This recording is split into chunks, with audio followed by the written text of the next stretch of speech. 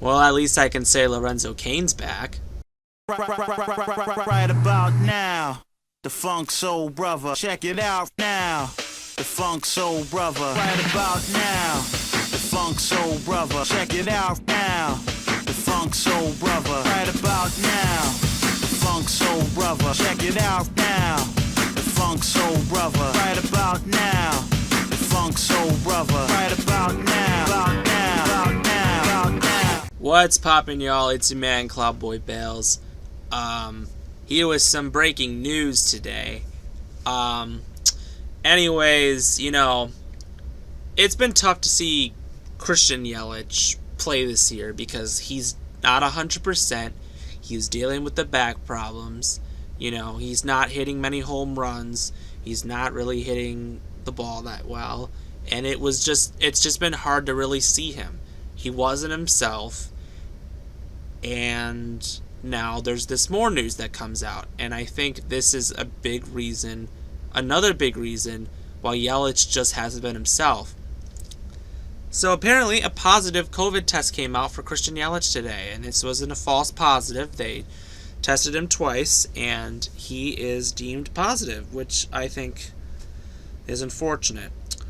Originally, I was hyped up because Lorenzo Cain's finally back. And I was saying, okay, Cain's going to take Hira's spot because there's no way they're going to Tyrone Taylor's been playing way too dang well. They're not going to send him back down. They'd be fools. So, and then you also heard Travis Shaw is on the verge of coming back. He's now already sent to AAA and for his thing. It's just great, but this is unfortunate. So, of course, I'm wondering why the team didn't fly out yesterday. That is why. Yelich has mild symptoms, and it's their hope that he can feel better and knock this out quickly. And I think, honestly, he has no, obviously, so he's out a minimum of 10 days from when he tested positive. I think that's actually 10 games, if we're being completely honest. And then also, Jace Peterson was a close contact, so he's going to be out a week as well. So that's obviously some interesting news.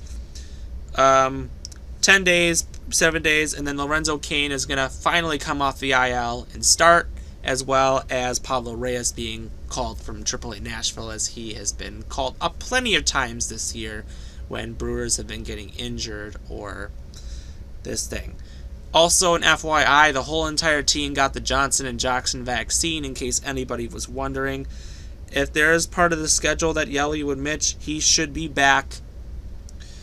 So here, there is, looking at it, if he tested positive today, so he would be back starting on August 6th, which would be the start of the first San Francisco series.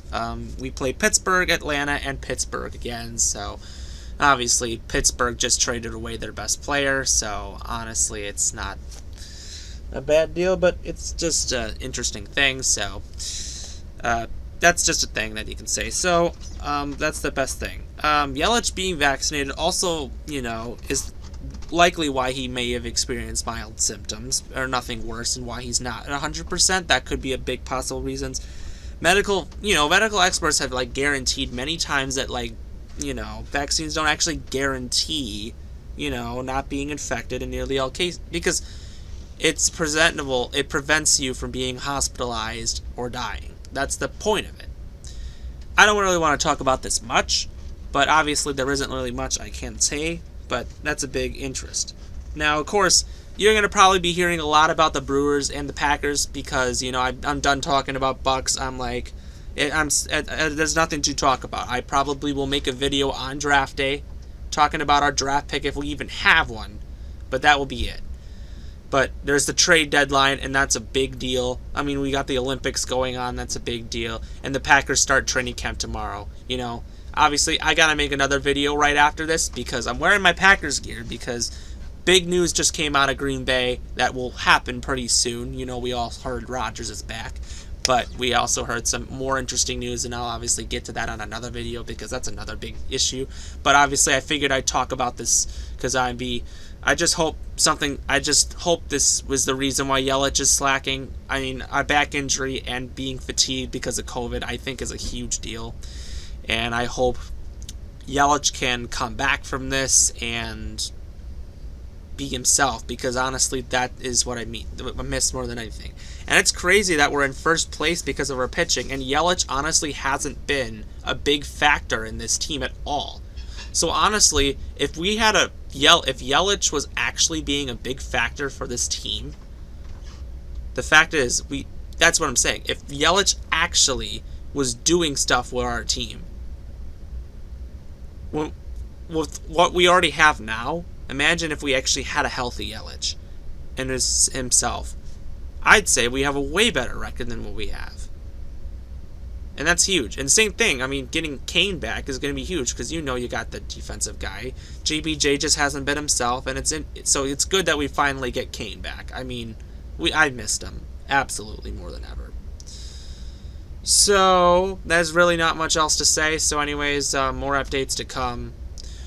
It'll be interesting. I probably will not say any other deals unless the Brewers make any trades or anything of that matter, but let's hope Yelich gets better. That's what we could hope for. So anyways, it's Man Club Boy Bales.